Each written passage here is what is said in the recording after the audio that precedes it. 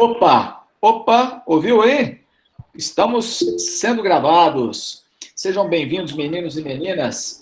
Para não perder o costume, você está agora num evento da Labuco, da Liga Acadêmica de Cirurgia Bucomaxilofacial da Universidade de Uberaba.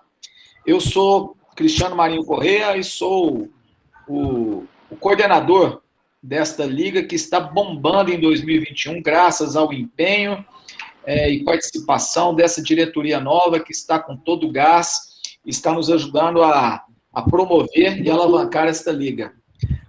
Hoje é dia 14 de abril de 2021. Não perca o seu tempo, você está em pandemia e mantenha o seu distanciamento social, use máscara, pandemia não acabou, não acredite em negacionista, tá certo? Fique esperto, meu querido amigo.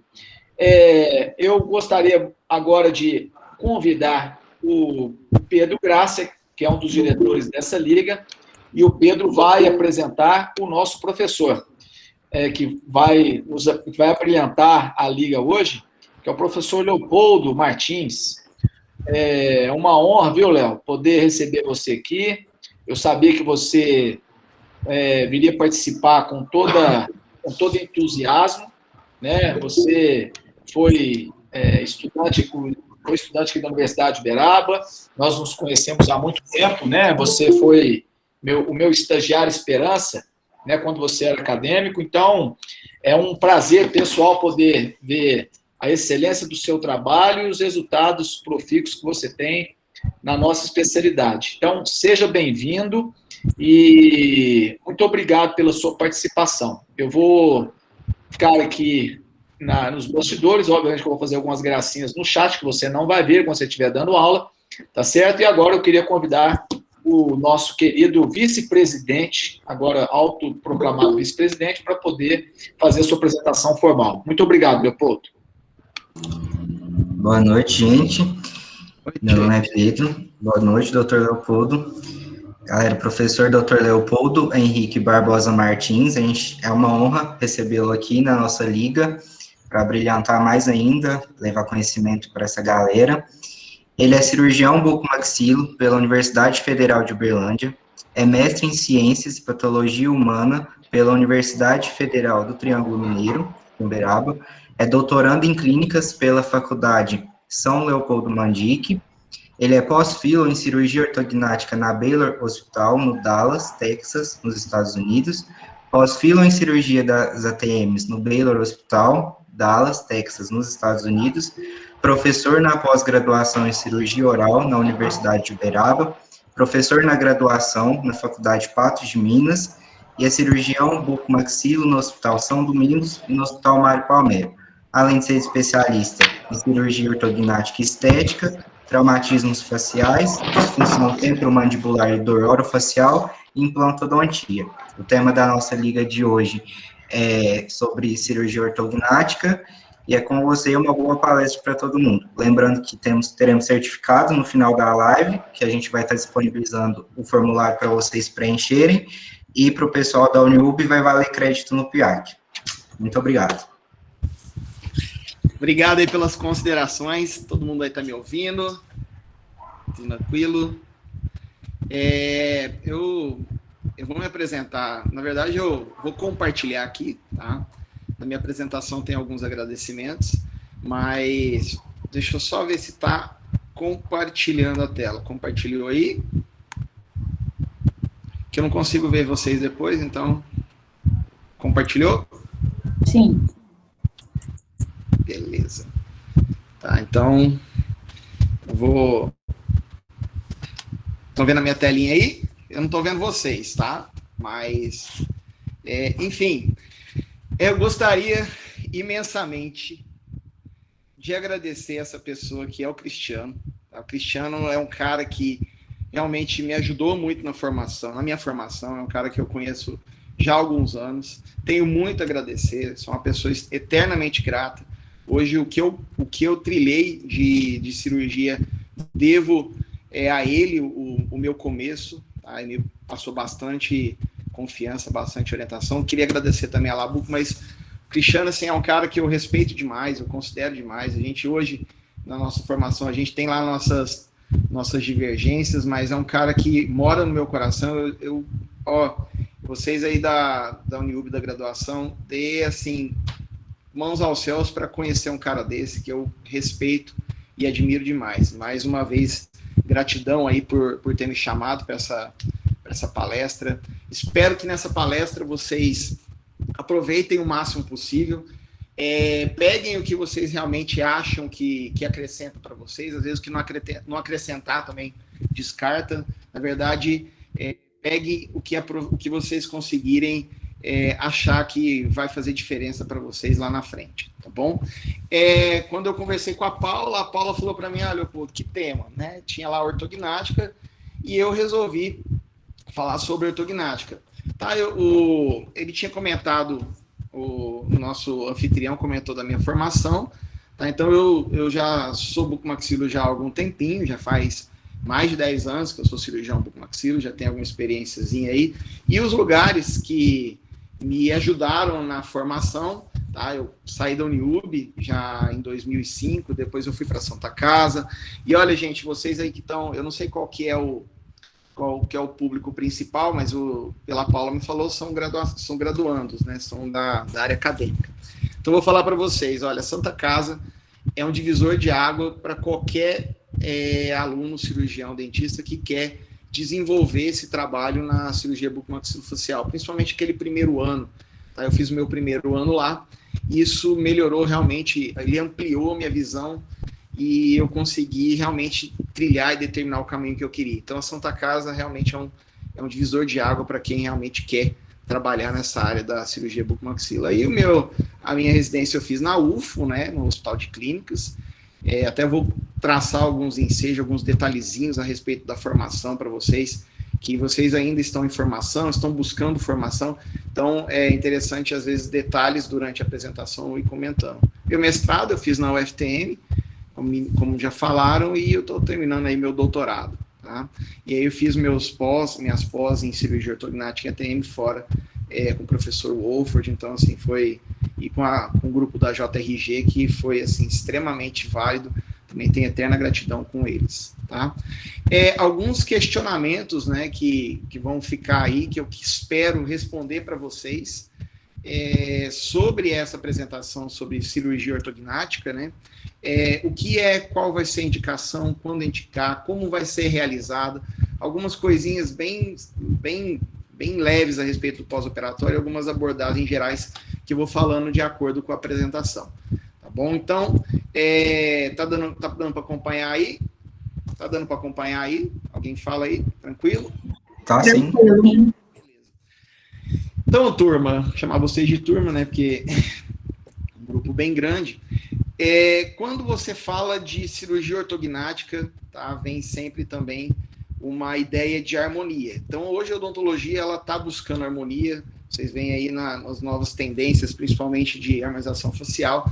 Então, todo mundo se agrada com um objeto harmônico, uma música harmônica, um bom prato aí que harmoniza os sabores mais variados que tenha, né, Cristina? Apesar, eu gosto de comer e gosto de comer bem. Então, a harmonia, ela vem bem sempre, tá? Então, ela na nossa rotina, ela vai ser sempre buscada.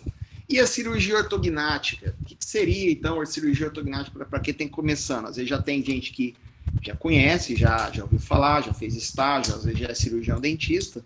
Nada mais é que o procedimento de osteotomia, do corte do osso, tá? Esse corte, essa osteotomia, ela vem para quê? Para você regularizar o tamanho do maxilar, tá? E devolver um padrão esquelético funcional e um padrão, lá na frente vocês vão entender, um padrão estético facial aceitável, tá? Até vou traçar um detalhezinho a respeito dessa osteotomia, Cris, não sei se você já ouviu fazer, é um paciente nosso, quando você tem uma impactação maior, tá, Cris, a gente costuma fazer já pelo virtual, a gente já traça, né, aqui mais ou menos a quantidade que a gente vai fazer de impactação e faz 2 osteotomias.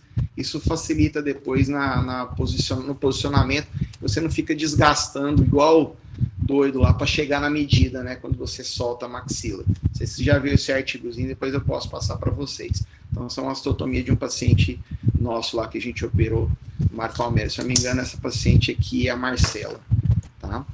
E a ortognática e a harmonia facial, elas vão vir de mãos dadas. Então, vocês têm que entender que há alguns anos a cirurgia ortognática ela vem acompanhando esse desenvolvimento, tá? A odontologia ela está buscando esse avanço. E antes, alguns anos atrás, existia apenas uma desculpa funcional de fazer uma cirurgia ortognática. Apenas você encaixar, né, a maxila e a mandíbula de uma forma favorável, e o paciente às vezes não ficava tão satisfeito com aquele resultado estético.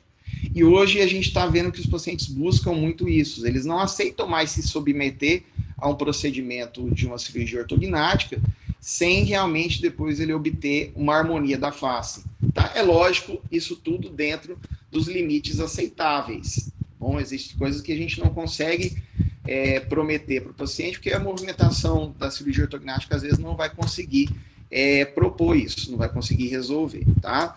Então, a gente vai ter essas proporções, o prof já fala de tecido mole, tá? Relacionado com as proporções esqueléticas, tá? E hoje o principal objetivo, tá? É realmente o resultado final estético dessa harmonia. Alguns anos atrás, o Cristiano passou essa fase, eles faziam muito relacionado os traçados, né, com a cefalometria, e não tinha muito esse cuidado com o padrão facial. Ele simplesmente colocava uma movimentação no papel e colocava aquilo no paciente, e às vezes os resultados finais não eram tão satisfatórios, tá? Então a gente subdivide hoje uma avaliação para uma cirurgia ortognática, para fazer realmente a cirurgia ortognática em alguns passos, tá? A escola que eu me aprofundei mais nisso, a escola do professor Wolford, então é muito baseado na análise facial.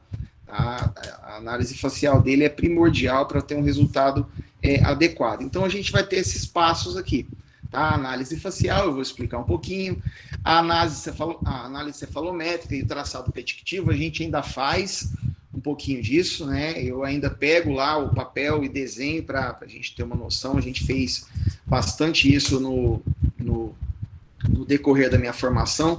E eu falo para vocês, gente, depois a gente pode até entrar no detalhe a respeito da formação, porque hoje vocês vão buscar, às vezes, serviços para trabalhar, para se formar como cirurgião bucomaxilo, e eu vou contar a real para vocês. Existem serviços que a quantidade de cirurgia ortognática que faz é muito pouca, porque a formação é muito baseada no trauma de face. E aí, igual quando eu tive a minha formação, os traumas eram passados na frente e as ortognáticas iam ficando com um plano eletivo. Então, não se assustem que quando vocês saírem aí, tiver 2, 3 anos de residência, vocês não tiverem feito, às vezes, nenhuma ortognática no seu curso, na sua formação, que tem serviço que não faz, ou às vezes é o chefe que faz, e você fica só lá afastando e você não tem esse aprendizado. Então, buscar isso após a formação de vocês. Tá? Isso é interessante. Tem alguns centros muito bons que vão ajudar na formação de vocês.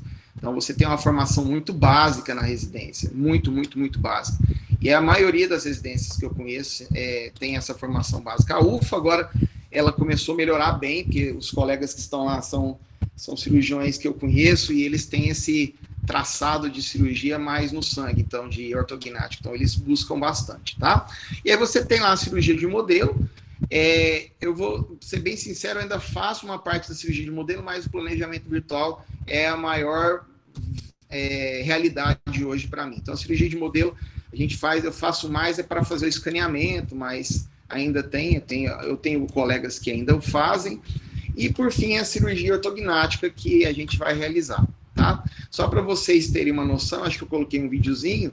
Aqui seria, por exemplo, um escaneamento de um caso que a gente estava preparando. Eu gosto muito, Cris, eu faço assim, com meus casos, tá? Há uns anos atrás, o ortodontista, ele preparava o paciente, para cirurgia e mandava para o cirurgião. Na escola que eu aprendi, a gente gosta muito de acompanhar o serviço do ortodontista através de relatórios, através de traçados de VTO, que é uma visualização do tratamento ortodôntico para a cirurgia. Então, eu vou fazendo sequências de relatórios para o meu ortodontista e eu vou meio que orientando o que ele precisa para facilitar na cirurgia ortognática. Porque eu já tenho o hábito de acompanhar as ortodontias e fazer o relatório. Aí eu ainda faço uma cirurgia de modelo para ele, prévia, e mostro como ficaria o caso. Às vezes, se ele precisa corrigir uma curva de SPI, se precisa corrigir um IMPA, um PP, que vai fazer, por exemplo, uma movimentação mais deletéria no osso, então eu consigo orientar o meu ortodontista. E eles vêm gostando muito. Os ortodontistas, antigamente, o Cristiano viveu essa época. Não, na hora que você estiver pronto, você volta. Eu peço para o paciente voltar num prazo e vou acompanhando, criando relatórios, eu tenho contato com os ortodontistas. Então, hoje, a cirurgia ortognática mudou demais, tanto na parte do pré, do trans e do pós-operatório. Então, esse acompanhamento de perto com o ortodontista, eu faço, e isso tem trazido os ótimos resultados, porque vem vários encaminhamentos, os ortodontistas se sentem mais seguros, tá? Ele entende que você sabe o que você está falando, que você entende a parte de ortodontia que é compatível com a cirurgia, então ele vê isso em você, tá? Ele cria mais confiança. Assim, tive, lógico, que estudar a parte ortodôntica, mas isso, enfim, são ossos do ofício. Então, aprendi um pouco na minha residência, aprendi um pouco na minha pós, mas a maioria é realmente estudando com os ortodontistas. Então, ali a gente tem a movimentação, isso aqui é um escaneamento, tá? Um escaneamento de uma mordida final que a gente vai operar o paciente. Então, hoje, o virtual é uma realidade, tá? E aí, existe, lógico, as deformidades que vocês vão encontrar aí pela frente, que vocês vão trabalhar para provável cirurgia ortognática. Nós temos deformidades oclusais, tá? De encaixe oclusal, as ânteros posteriores, que eu vou mostrar para vocês, ou as láteros laterais também, que vocês vão ver. Então, assim, você começando a identificar, tá, essas deformidades, fica mais fácil de você entender como funciona uma cirurgia ortognática. Quando você pega, por exemplo, deformidade antero-posterior, é quando você pega da parte aqui de trás até a parte da frente, então antero-posterior. Então o paciente, ele tem às vezes uma maxila retruída, eu vou mostrar alguns casinhos para vocês, ou uma mandíbula protuída, tá bom? Ou o látero-lateral, ele tem, por exemplo, uma mordida cruzada, né? Então o arco superior, ele transpassa para lingual ou inferior. Então essas deformidades látero-laterais, elas são bem presentes aí, vocês vão conseguir enxergar. Tá? E análise de face, tá bom? Um dos aspectos mais discutidos é sobre essa análise de face. Eu faço uma, o Cristiano acho que faz outra, cada um faz a análise de face que for mais adaptável para você, tá? Mas ela vem traçando assim, novas tendências associadas a estudos quando o paciente aparece aí com uma desarmonia, tá? Ou descontentamento. Faz necessário, sim, essa análise de face, tá? Ela tem que ser minuciosa, no qual a gente pode avaliar vários distúrbios, tá? Tanto de tecido mole, quanto também de tecido duro, tá? E passa realmente para o paciente a real possibilidade de acordo com o que você consegue entregar para ele, tá? Se ele vai precisar de prótese, se ele vai precisar de realmente de uma cirurgia, ou se ele vai precisar de uma harmonização facial, bom? Quando a gente pensa em análise de face, a gente tem algumas especificações que é importante de lembrar, principalmente referente à cabeça. Eu vou explicar para vocês, tá? A posição da cabeça é importante nessa análise de face, para você ver realmente se o perfil... Vocês estão vendo a setinha, né? Vocês conseguem ver a setinha, não? Não? Sim. Uhum. Então, essa análise de face, por exemplo, em relação de perfil, é importante. Porque a gente traça essa linha aqui, que a gente chama linha vertical verdadeira, ou NPERP, e essa linha aqui, tá, ela tem que ter um conjunto desses tecidos, tá? Em determinada distância, para a gente ter realmente uma face harmônica. Bom, então essa NPERP e a posição da cabeça é importante para você avaliar o paciente. Hoje existe uma discussão muito grande entre a posição natural da cabeça ou o plano de Frankfurt, tá? Então existe alguns trabalhos já que mostram que a posição natural da cabeça é a melhor posição para você traçar uma análise, tá, de face, para você devolver ou entregar o que o paciente está reclamando. Tá? Então, aqui a gente observa que a NPERP, a linha vertical verdadeira, ela vai passar aqui nesse pontozinho subnasal. Tá? E o Wolford, ele fala algumas medidas que a gente tem de padrão para poder tentar manter o paciente nessa linha, nesse quadrante. Então, alguns trabalhinhos, tá bom?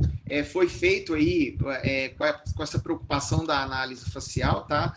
Esse trabalho, ele mostra aí alguns valores diferentes, tá? O Arnett, ele fez esse trabalho, fizeram trabalho com a análise com o Arnett, né? E aí, são povos asiáticos, né? Mas ele já traça um paralelo entre a cefalometria e a análise de tecido mole. Isso é interessante, porque alguns anos atrás a gente usava apenas cefalometria.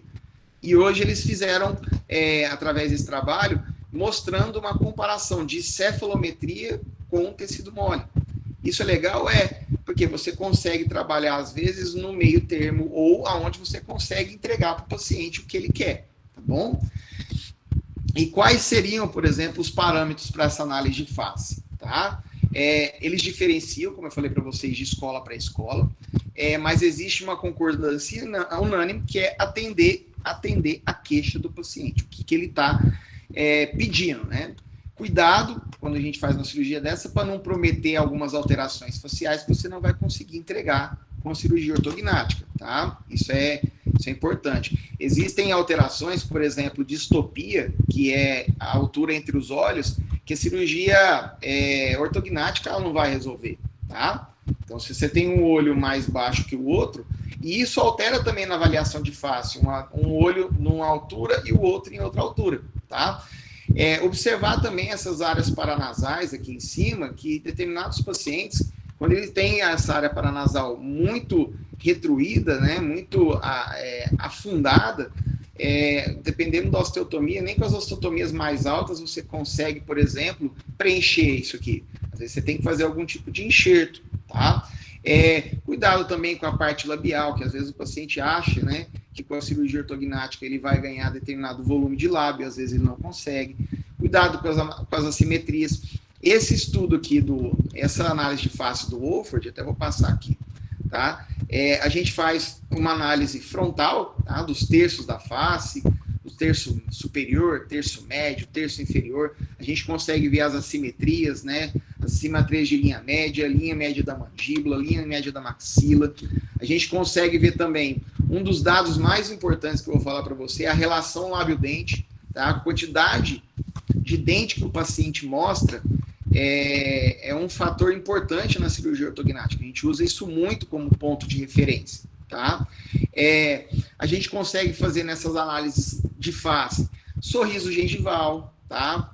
No perfil lateral a gente consegue traçar aqui, ó, mostrar para vocês. A gente consegue traçar a linha natural da cabeça e ver a distância entre o lábio superior, o lábio inferior, o mento com essa linha, tá? Isso vai trazer para a gente uma condição que o paciente queira ficar, né? Por exemplo, aqui, ó, o próprio Wolford, ele traça para a gente algumas padrões de referência. Gente, isso aqui não é nada engessado, tá?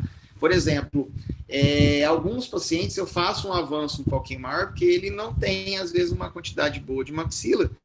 E, às vezes, se eu deixar ele no +2, por exemplo, ele não vai ficar tão satisfeito. Então, eu avanço 1 ou 2 milímetros a mais, obedecendo um padrão mais estético para ele. Mas, só para vocês entenderem, esse parâmetro aqui dessa análise do Wolford, por exemplo, o A', né, é esse pontinho aqui.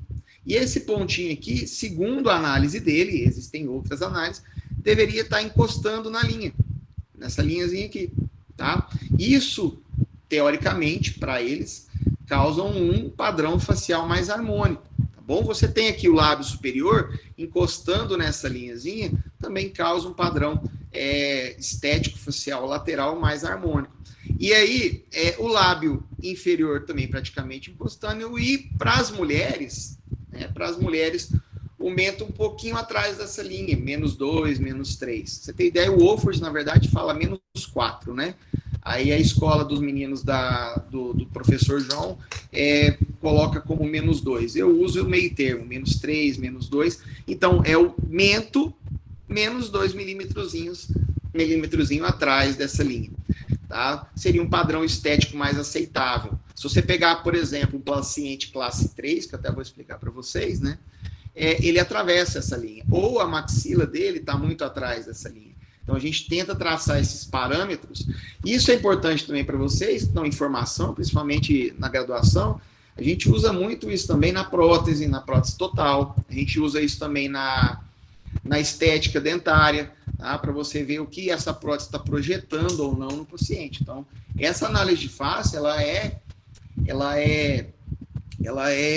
muito utilizada também em outras áreas da odontologia, não só na bucomaxilo, não só na cirurgia ortognática, tá bom?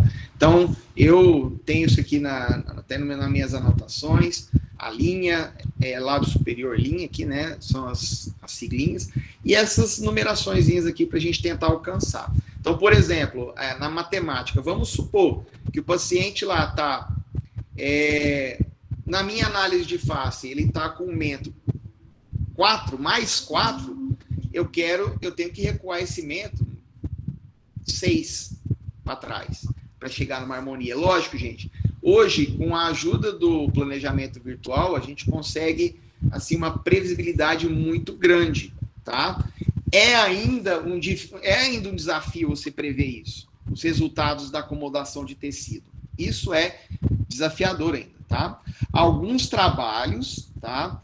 Antigos faziam de forma arcaica o uso dos traçados predictivos, né? E hoje, com o virtual, os planejamentos virtuais, eles vêm para agregar. Então, eles ajudam demais na previsibilidade desses resultados. É lógico que a gente não consegue prometer muita coisa. Até legalmente, né, eles pedem para você não entregar aquelas análises, aquelas impressões dos modelos, né? Dos modelos não, da face, né, que a gente faz para o paciente, porque se você não consegue, às vezes a previsibilidade do tecido mole não é tão boa e não fica aquele resultado, o paciente às vezes vai te questionar, tá? Então, essa previsibilidade ainda não é muito boa, mas com a expertise, com a experiência do cirurgião, tá?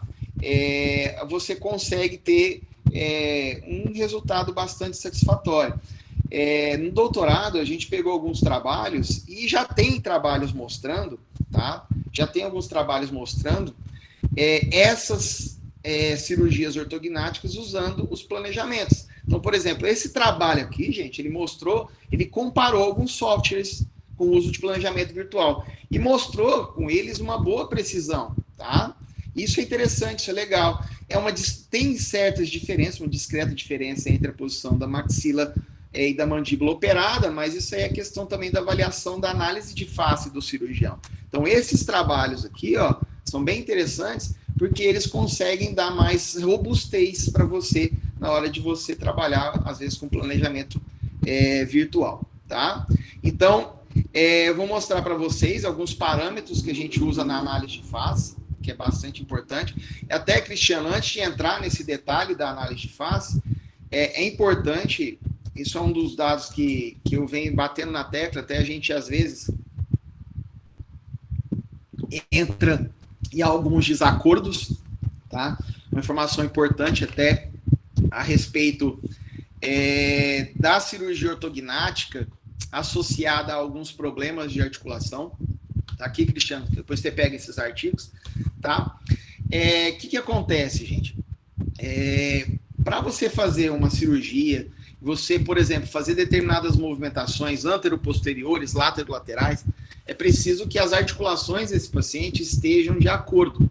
você operar uma cirurgia ortognática onde a ATM do paciente está com algum tipo de problema, seja um deslocamento de disco ou uma degeneração articular, pode, eu disse pode, não digo que vai, trazer algum problema para a sua cirurgia ortognática lá na frente, tá? Por exemplo, se você tem um paciente com um disco deslocado e você faz a movimentação antero-posterior, isso pode lá na frente trazer uma recidiva do movimento. O que eu quero dizer com isso?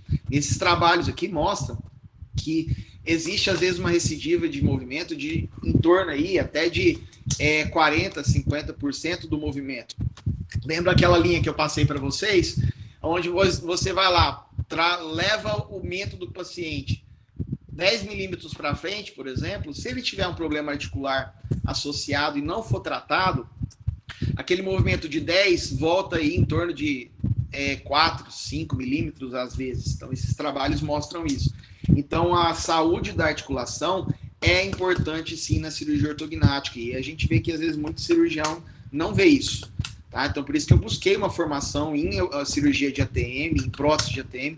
Por quê? Porque a gente vê que lá na frente esses pacientes vão acabar aparecendo com o problema, porque eles acham que a cirurgia ortognática vai resolver o problema da articulação, porque eles vêm muito questionando também a dor na articulação. E a gente viu que se você operar uma ATM problemática, você vai ter, pode ter algum problema lá na frente. Tá? E isso é importante de lembrar. Tá? Até umas discussões boas que eu tenho com o Cristiano de operar ou não ATM.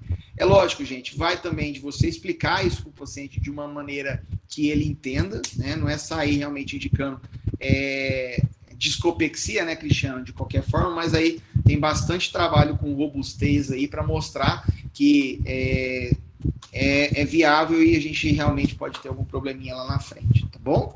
Então, o padrão que mais a gente costuma visualizar, né, quem é cirurgião bucomaxilo adora ficar meio que olhando os pacientes, é o padrão lateral, né, o padrão perfil lateral, que geralmente os pacientes queixam mais, né? Então, você escuta a queixa do seu paciente, tá? Eles reclamam muito, gente, esses pacientes em perfil lateral, eles reclamam demais, os retrognatas, né, da posição do queixo, então, o queixo para trás, tá? Então, você pode realizar, por exemplo, quando você tem um retrognatismo, você pode realizar uma rotação anti-horária aí, para poder avançar a mandíbula. Então, quando você gira a mandíbula anti-horário, você joga ela para frente, você avança. Tá? Então, esses movimentos anti-horários são legais aí para você avançar. Mas pense o movimento anti-horário, né? Mas a articulação do paciente está com problema. Então, prestem bastante atenção quando vocês forem, às vezes, indicar. Tô um colega meu de Brasília que ele chegou com o paciente lá agora, acabou de falar, o paciente chegou para mim e falou que está pronto para cirurgia ortognática. E aí foi pedir a ressonância, a articulação do paciente está com uma degeneração importante. Ele tem artrite, tem histórico. E aí, como que opera uma cirurgia ortognática com ATM nesse grau de problema, tá? Então, o interessante também desses pacientes retrognatas, gente, essa cirurgia, que você avança a mandíbula, você melhora também essa região da papada, você melhora a região da via aérea. Então, isso é muito usado para o paciente que tem apneia de sono. O paciente não respira bem ao dormir, ele tem quadros de apneia. Então, o avanço da mandíbula é uma das soluções hoje para você poder melhorar os quadros de apneia, tá? Então, a projeção aí do mento, tá bom? É importante, é legal e consegue resolver. As mentoplastias também ajudam bastante, ajudam a resolver, tá? E, por exemplo, a gente fez aí esse avançozinho no paciente e consegue um resultado satisfatório. Eu não queria mexer muito no terço superior, mas acaba que a gente mexe. Ele estava muito insatisfeito, era com a parte realmente do queixo dele. Então, o retrognata tem principalmente essas queixas aí, tá? Então, observe que um plano de rotação de mandíbula, tá? Que é uma paciente nossa também, você consegue melhorar muito essa é a Mariana. A gente consegue melhorar muito o perfil lateral do paciente, principalmente os retrognatas. E presta atenção, gente, o paciente retrognata, que tem o queixo para trás, ele tem alguns hábitos, né, de, por exemplo, manter o queixo para frente, para tentar diminuir, né, essa projeção para trás. O que é importante também no paciente retrognato é na hora da análise de face, e eu no começo da minha curva, eu apanhava muito nessa análise de face, porque o paciente retrognata, como ele fica muito com o queixo para frente, você vai fazer a análise de face dele, ele fica com o queixo para frente, se você não colocar a posição da cabeça normal, natural dele, ele te dá um falso resultado na sua análise de face. Então, os retrognatas têm esse hábito, né? Fora os outros, né? Relacionados de apneia, entre a mordida desconfigurada, vou mostrar até para vocês. O prognatismo mandibular, né? Que é um padrão facial também que vocês veem demais, tá? Então, o paciente lá que tem a mandíbula projetada, tá? Só que, turma, que eu acho interessante? O Cristiano, quando era acadêmico, ele falava muito isso. Cuidado com esses pacientes prognatas, que às vezes ele não tem uma mandíbula para frente. Às vezes a mandíbula dele está no lugar. O problema é a maxila dele que está retruída. Então, essa avaliação, se você olhar, esse paciente tem uma maxila bem retruída. Então, não é apenas a mandíbula. A mandíbula pode até estar passando aquela linha que eu falei para vocês, que é N-PERC, né? Mas, se você olhar bem a projeção do malar dele, da maxila, ele está retruído. E alguns anos atrás, algumas décadas, a gente às vezes pensava numa cirurgia monomaxilar de uma só das arcadas, né? Por facilidade, por facilidade mesmo, assim, por técnica, que era bem mais difícil, né? Você fazer uma cirurgia dessa uns anos atrás, e você acabava subtratando o paciente, né? Você às vezes só fazia um movimento de jogar a mandíbula para trás e deixar o paciente às vezes pior do que ele chegou. Então, a gente tem bastante caso que a gente vê mais antigo que acontecia isso, né? Então, o prognata, ele sofre bastante disso. E aqui, esse trabalho eu achei fantástico também, tá? Que ele faz uma análise de tecido mole, tá? De procedimentos bimaxilares, tá? Comparado com o movimento monomaxilar. Bom, então a gente vê que os resultados dos movimentos bimaxilares, eles são, para a estética facial, eles são muito interessantes, tá bom? Lógico, dominando bem as osteotomias, vou mostrar algumas osteotomias para vocês, alguns detalhezinhos. Isso dá uma previsibilidade cirúrgica muito boa. Hoje os instrumentais, viu, Pi, melhoraram demais. Hoje a gente tem piezo, hoje a gente tem a serra de base, né, Pipi? Isso aqui a gente usou. Então, assim, hoje você consegue fazer uma cirurgia bimaxilar com muita tranquilidade. Alguns anos atrás, uma cirurgia bimaxilar, às vezes os cirurgiões meio que não queriam fazer, porque era um procedimento um pouquinho mais complicado, tá? Observa só, gente, essa técnica aqui, ó. Aqui, o paciente nosso, esse paciente é meio do Gustavo, a gente operou ele em Goiânia, tá? Olha só, você associar uma técnica bimaxilar, você tem um resultado melhor, tá? Você tem um resultado mais harmônico, tá? Então, a gente opta sempre para dando um resultado mais harmônico através de cirurgias bimaxilares. Então, você consegue, às vezes, trazer um pouco mais a maxila, recuar um pouco a mandíbula e, às vezes, também dar uma trabalhada no mento, tá?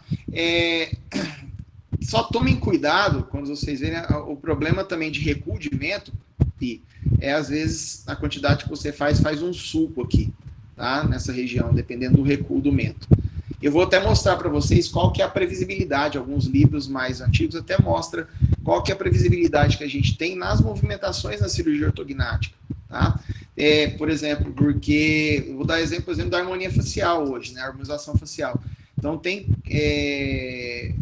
casos de harmonização facial que a gente está vendo que o colega, os cirurgiões dentistas estão indicando a harmonização facial e o paciente ele tem uma deformidade dentofacial importante e a harmonização facial não vai resolver. Preenchimento de lábio, de mento, prótese de mento, quando o paciente ele tem uma inconformidade entre as arcadas. Então, isso é importante vocês, até como cirurgiões dentistas, graduandos ou recém-formados, ou numa curva inicial de uma cirurgia bucomaxilo, tem aí pouco tempo, entender que a harmonização facial ela vem hoje para ajudar, às vezes, na cirurgia ortognática, não para servir de muleta, tá bom?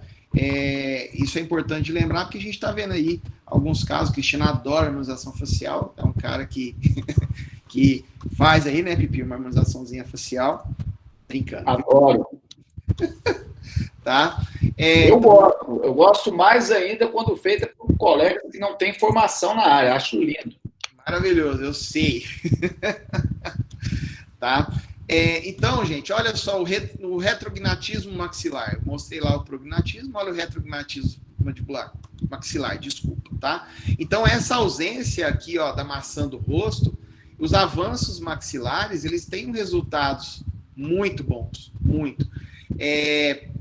E mais lembrem, tá? Por exemplo, essa área do malar, dependendo da retrusão do paciente, o avanço de maxila não vai resolver, tá? A não ser, tem umas osteotomias um pouquinho mais altas, tá? A gente esbarra aqui no infraorbital de vez em quando, então às vezes não dá para ficar fazendo isso, onde a gente consegue dar uma pequena projeção. Mas olha que interessante, às vezes você tem que fazer um preenchimento ali em cima, às vezes com porex, ou às vezes com metacrilato, alguma coisinha assim, para conseguir dar projeção. Porque o paciente, a queixa dele, a estética dele, era por conta desse malarzinho aqui que ele não estava apresentando. Tá? Então, a cirurgia ortognática, ela consegue resolver mais ou menos daqui para baixo, né?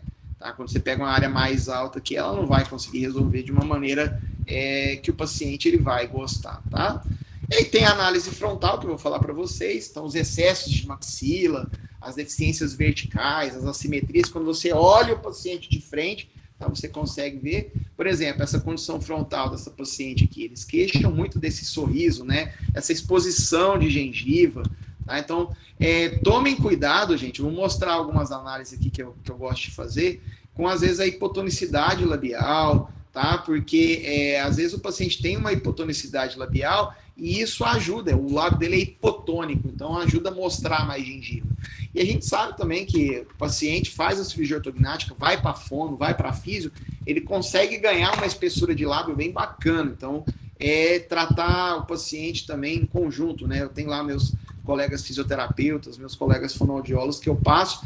Acabei de desligar aqui o telefone, estava falando com uma físio que eu encaminhei uma paciente que eu operei ortognática um dia, acho que umas 2 semanas, e aí ela estava me perguntando o que queria a mais que eu fizesse. Então, você consegue resultados bons também com o fisioterapeuta, tá? Aqui o pós-operatório da Estefânia, ó, teve um resultado muito bom. Eu sou obrigado com a Estefânia hoje, porque ela fez a cirurgia, Pi, e não resolveu os dentes. O dente tá do mesmo jeito. Não trocou essa coroa. Quero morrer do coração com esse caso aqui, mas tá bom, tá? Então, você tem resultados satisfatórios. Aqui a gente fez, no caso, gente, uma impactação, tá? Bem grande da maxila. Eu acho que nesse caso dela, a gente impactou quase 10 milímetros para conseguir esse resultado, tá bom? Aqui, as deficiências verticais, né? O paciente tem uma AFAI diminuída. A AFAI é essa distância aqui, ó, entre o subnasal e aqui embaixo, né? Então, o paciente tem uma distância menor, então, com a cirurgia ortognática, você consegue devolver isso para eles. As assimetrias, tá? Aqui, ó, paciente com a FAI aumentada, pós-operatória. Essa menina, se não me engano, é de Nova Ponte. Tá? O perfil dela, ela gostava do perfil um pouquinho mais forte. Você tem que ouvir o paciente, o perfil mais forte é com aumento um pouquinho maior, tá? Então, você consegue melhorar bastante essa deficiência vertical, tá? Dá uma observada aqui no terço, tá? Então, as osteotomias melhoram bem essa condição também da deficiência vertical, tá? As assimetrias, tá? Uma coisa importante que eu tenho que falar das assimetrias, tomem cuidado também, viu, Pico, com as assimetrias. Eu estou com uns casos lá que o paciente ele apresenta assimetria, por quê? Por conta das custas do côndilo dele, está tendo um aumento, ele está tendo um aumento do volume do côndilo por algum problema. Então, tanto é um desafio essas assimetrias, tanto a parte óssea quanto a parte de tecido mole, tá? Sempre lembrar, então, o paciente que tem assimetria, investiguem a articulação dele, faça lá o PET scan, façam lá a cintilografia, tá, para ver se aquilo lá realmente parou de crescer, Tá? E o problema também desses pacientes assimétricos, que às vezes ele tem um volume maior de um lado e aquele tecido também acompanha, e quando você resolve a simetria, ele ainda consegue manter aquele volume maior. Então, às vezes, do outro lado, você precisa colocar, às vezes, uma prótesezinha aqui de volume, porque ele está queixando da assimetria. Então, se você não melhorar a simetria dele, ele vai reclamar depois. Então, geralmente, as assimetrias, a gente precisa realmente das técnicas bimaxilares, na grande maioria das vezes, tá? Para você conseguir corrigir, principalmente as linhas médias, esse contorno da mandíbula. A gente consegue, então, aí uns resultados satisfatórios. Isso aqui é a Letícia, uma paciente também nossa. Tá? Ela é um caso que eu não gostei do resultado da mandíbula. Observem que uma mandíbula dela de um lado ainda está um pouquinho diferente do outro. E na época, eu fiz a prótese de ângulo, uma prótesezinha de ângulo, e eu não quis colocar. Me arrependo, porque na hora... e outra coisa que eu vou ensinar para vocês. Fez o planejamento, obedece seu planejamento. Não saia do planejamento. Porque você fez o planejamento de uma forma tranquila, de uma forma pensada. E lá na hora da cirurgia, o paciente tem edema, o paciente tem tudo que pode atrapalhar. E esse caso aqui, eu queria ter melhorado mais esse ângulo da mandíbula dela.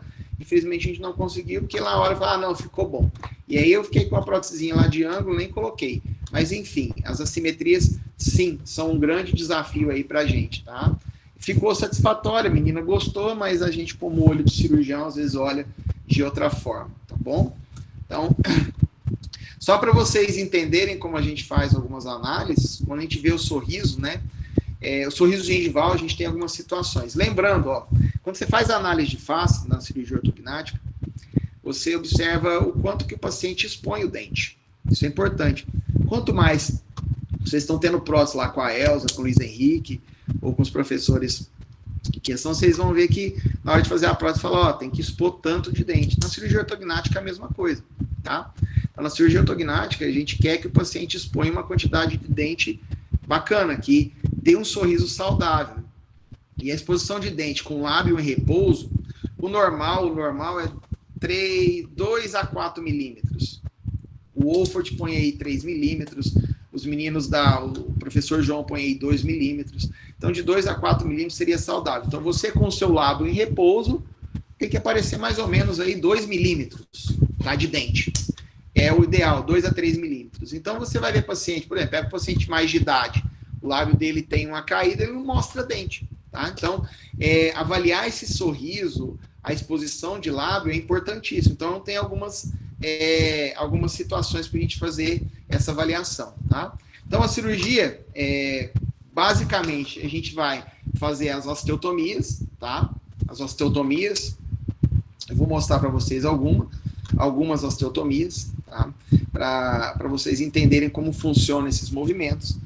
E aqui, ó. Como que funciona, gente, então, os movimentos das osteotomias de face? O que é a cirurgia ortognática, então? Ela é feita tirando a expansão, né, de maxila, que a gente consegue fazer as expansões, que são cirurgias mais tranquilas em consultório. A gente pegar, por exemplo, os movimentos anteroposteriores ou laterolaterais com segmentação, que eu vou mostrar para vocês, a gente faz todo o acesso, gente, por dentro da boca, tá bom? O paciente, ele é levado lá para o bloco cirúrgico, ele é levado para uma anestesia geral, então esse paciente, ele é avaliado antes também pelo anestesista, ele é avaliado pelo cardiologista, o paciente é uma cirurgia eletiva, né? E aí o paciente, ele dormindo, ele lá entubado. Eu costumo ter um protocolo, tá? Porque eu não sei se eu lembro se eu fiz quando eu fui lá com você, de proteção do paciente antes da cirurgia, alguns protetores por conta do tempo de cirurgia, algumas coisinhas que é um tempo relativamente longo, essas cirurgias, pode demorar aí de 3 horas e meia, 4 horas e meia, até mais 5 horas, 6 horas, dependendo do grau de dificuldade, tá? Então, é feito o acesso pela boca. Então, você faz uma incisão na região, principalmente ali do ângulo mandibular, da região de trígono retromolar, você faz uma incisão longa. Hoje a gente trabalha muito com a lâmina piezo, eu gosto muito do piezo para fazer esse tipo de osteotomia. É uma cirurgia mais retilínea, você consegue um corte mais preciso, tá? Aí você consegue fazer a separação, tá, de um coto da mandíbula e do outro coto da mandíbula, tá? Você tem os dois cotos, você tem o coto proximal, tá? E você tem o outro cotozinho que você consegue deslizar, tá? Você desliza a mandíbula para frente ou você desliza a mandíbula para trás, tá? Então, esse coto desliza, tá? Esse aqui desliza para frente ou para trás. O que é importante, é interessante na hora dessa cirurgia, gente, aquela vez, né, Pi? Eu gosto muito do degrau de Wolford, porque o degrau de Wolford, gente, ele ajuda a minimizar índice de fratura indesejada na mandíbula. Quando você faz essa fratura, essa curvinha aqui, Cristiano, você consegue diminuir o grau de fratura, né? E eu gosto também de passar lá embaixo, na base, uma serra. Essa serra, para você ter ideia, a gente consegue soltar uma mandíbula em 10, 15 minutos, um lado está solto, depois a gente solta o outro mais ou menos o mesmo tempo. Então, às vezes, uma mandíbula fica pronta em 1h30, 1 hora a gente consegue fazer uma mandíbula. Tá? Às vezes, o paciente é monomaxilar, 1h30, 2 horas de cirurgia, nós almoçamos em casa. Tá? Então, você consegue fazer essa separação, tá, entre os cotozinhos. Aí você tem as fixações, placa, parafuso, aqui o degrau, Cris. Tá? Eu costumo colocar 2 parafusos aqui atrás e uma placa em Z, tá? Ou uma placa que a gente chama double hall também, para fixar. Então você fixa. Na verdade, a sequência da cirurgia é assim: você solta um lado, tá bom? Solta, faz esse corte num lado, solta o outro lado, solta o outro lado. A mandíbula fica solta, você coloca o seu guia de cirurgia, tá? Você prende a mandíbula solta e a maxila presa, né, Cristiano? Eu gosto muito de começar pela mandíbula, tem escolas aí que começam pela maxila, enfim, vai de gosto, mas a maioria dos resultados com a mandíbula tem sido bem satisfatório. Pacientes que têm que é braquifacial, às vezes começar pela maxila é melhor, mas pacientes... geralmente, os que não são bracos, você começar pela mandíbula, o resultado é melhor. Tá? Então, você prende, solta a mandíbula, você vai prender, você vai fixar ela com fios de aço, a maxila e a mandíbula, e aí você vai colocar as plaquinhas e parafusos de acordo, tá, com o posicionamento do outro. Uma coisa importante, até quem me ajuda nessas cirurgias, de vez em quando, eu acho que é uma das fases mais importantes, é sempre lembrar, né, de manter esse coto aqui, que é o coto que tem o côndilo, né? Ele alojado lá na fossa, tá? Na fossa craniana, ele é lá bem alojadinho. Por quê? Se você, Cristiano, uma das maiores falhas, tá? É uma dicasinha clínica que eu dou. Quando você vai colocar esse cotozinho para trás, você posiciona o côndilo, tem um instrumental que a gente chama posicionador de côndilo, e faz a fixação. Se ele não está posicionado lá atrás, na hora que você solta o bloqueio, dá um saltinho, aí você vê que o côndilo, aí você vai tentar colocar a mandíbula no lugar do planejamento, ele não está naquele lugar, né? Então, e colocar passivo, né? Então, essa posição do côndilo lá na fossa é importantíssimo. Então, o cirurgião e o auxiliar tem que estar apoiando bem aqui o ângulo da mandíbula, segurando lá para posicionar no lugar correto. Geralmente, quem faz, que sabe como é que é essa situação de, na hora que você soltar, a mandíbula depois não encaixa, né? A maxila, tá? Depois de pronta a mandíbula fixada, a maxila você faz uma osteotomia, que a gente chama de osteotomia Lefort 1, tá bom? A Lefort 1, ela obedece mais ou menos aquele desenho que vocês sabem lá do trauma, né? De você soltar toda essa base. E eu também, em avanço, eu gosto de fazer um Z ou um L invertido, né? E aí você vem lá de trás, bate as duas plaquinhas lá, mais ou menos uns 4 a 5 milímetros assim, acima da curvatura da abertura piriforme aqui, tá bom? E a região de segmentação que a gente escolhe bastante aqui, ó, gente, a gente está segmentando a maxila, tá? Eu gosto muito da segmentação, é um pouquinho mais arriscado, uma cirurgia um pouquinho mais delicada, exige um pouquinho mais do cirurgião, mas eu gosto muito de segmentação, porque você consegue resolver aquele problema látero-lateral, né? Você consegue soltar a maxila em 3 pedacinhos, aqui você vai soltar um pedacinho, solta a porção anterior e as porções laterais, você consegue colocar cada fragmento na sua oclusão. E eu gosto muito da segmentação, por quê? Porque você consegue resolver os problemas laterais com mais facilidade. O paciente não fica muito tempo com o ortodontista. O ortodontista adora quando você faz a segmentação, porque diminui o tempo dele. É lógico, gente, existem riscos em fazer a segmentação, porque você pega um osso e divide ele em 3 pedaços, né? Então você tem que obedecer. Por isso, eu gosto muito do piezo aqui, principalmente na segmentação do palato lá. Eu não faço mais em Y, eu faço em H, porque o H ele diminui um pouquinho a pressão, né? Você tem ideia, o Wolford, eu mudei um pouquinho depois que eu saí. Ele faz o Y, né? Ele pega lá a parte de cima da maxila, né? E faz um Y. Deixa eu pegar um desenho aqui para vocês entenderem melhor. Vocês vão ver, ó. Aqui está a maxila, a parte de cima. Eu vou desenhar e mostrar para vocês, né? Aqui, ó. Ele faz assim com a maxila, né? Aqui é a parte da maxila, ele faz um Y, né? Então você tem a porção aqui, ó, a porção anterior e as porções dos molares, as porções laterais. Eu tô gostando muito de fazer o H, tá? O H, eu diminuo um pouco a tensão, porque lá os meninos, o professor João, ele fazia uma incisão também no palato, né, para tentar diminuir a tensão que você tem no palato, diminuir essa tensão, para não diminuir a vascularização. Então eu gosto muito da H por conta disso.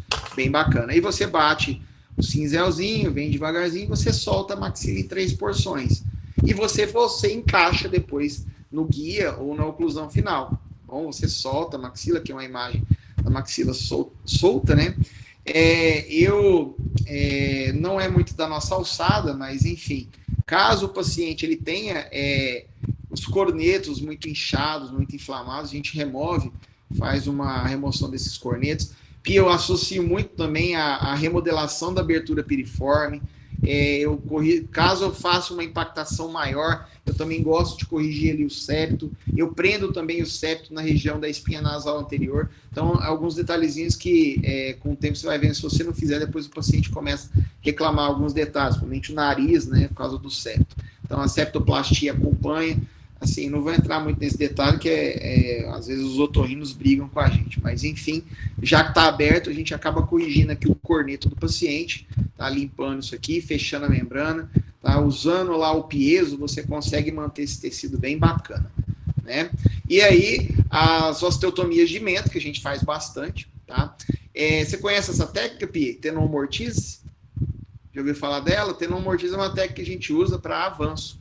É uma mentoplastia que você faz esse degrauzinho aqui, ó, e a gente sobrepõe o ossinho no outro, você acaba colocando apenas um parafuso e 2 parafusos na lateral.